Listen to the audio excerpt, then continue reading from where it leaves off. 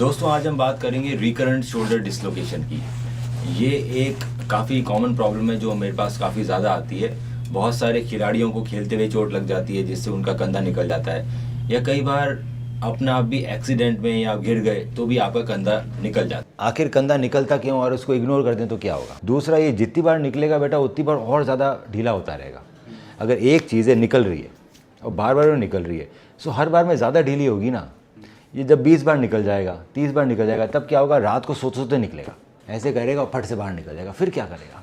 उस दिन की सर्जरी और आज की सर्जरी में बहुत फ़र्क है। उस दिन फिर बोन ब्लॉक सर्जरी होगी, ओपन सर्जरी होगी, सर्जरी के बाद हाथ थोड़ा रेस्ट्रिक्शन आ जाएगा, घूमेगा नहीं।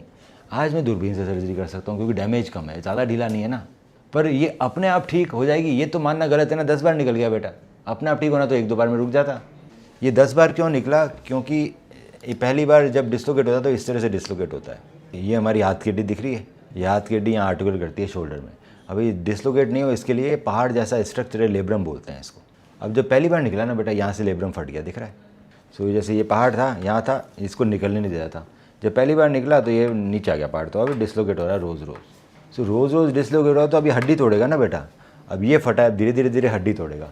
हड्डी ज़्यादा टूट गई तो फिर सोते सोते निकल जाएगा, वो होगा ही होगा ऐसा। तो इसको मेरे को वापस चिपकाना पड़ेगा। तो आजकल नॉटलेस एंकर आते हैं, वापस चिपका देते हैं। अब ये ना नॉटलेस एंकर्स हैं, इसका मतलब ये है कि इसके अंदर गांठ नहीं लगती। हमने ये एंकर डाला, ये चला गया, इसका धागा इससे निकाल लिया जो फटे हुआ टिश्यू था, और अपना भी अंदर ही गांठ लगी, बाहर गांठ लगी ही नहीं। सो टेंशनेबल नॉटलेस रिपेयर है, डायरेक्ट विजुअल सिक्वेंशियल टेंशनिंग हो सकती है। सो अच्छे एंकर्स आज के जो लेटेस्ट एंकर है वो सब नॉटलेस हैं, तो वापस चिपका दूंगा। तो पुराने एंकर में गांठ मारनी पड़ती थी, आजकल नॉटलेस आ गए तो नॉटलेस बेटर रहते हैं गांठ मारने से। इसीलिए हमें एक्सरसाइज करनी है। हम तो हर सप्ताह कॉल करेंगे, हर सप्ताह एक्सरसाइज करेंगे, तो 4-5 महीने एक्सरसाइज करेगा फिर कभी भी डिस्लोकेट नहीं होगा। पर जिनका 25% से ज़्यादा बोन लॉस होता है ना बेटा, उनको ये सर्जरी करता हूँ। और चोट लगने पर डिस्लोकेशन हुआ था, जब मैं थोड़ा सा रिसर्च किया तो पता चला कई तरह की डिस्लोकेशंस होती हैं, और मेरा डिस्लोकेशन लेफ़्ट शोल्डर का इंटीरियर था। करीबन 1 महीने के बाद मैंने सर्जरी कराई है और कल मेरी सर्जरी हो गई है। इसके बाद अभी थोड़ा सा ठीक महसूस कर रहा हूँ, बट थोड़ा बहुत पेन है, वो तो ड्यू प्रोसेस चला जाएगा। एंड फिजियोथेरेपी भी मेरी स्टार्ट हो गई है continuously. Now it's been 4.5 months. All the physical activities and daily activities are all clean for me. I'm leaning towards the strength training and my rehab is on.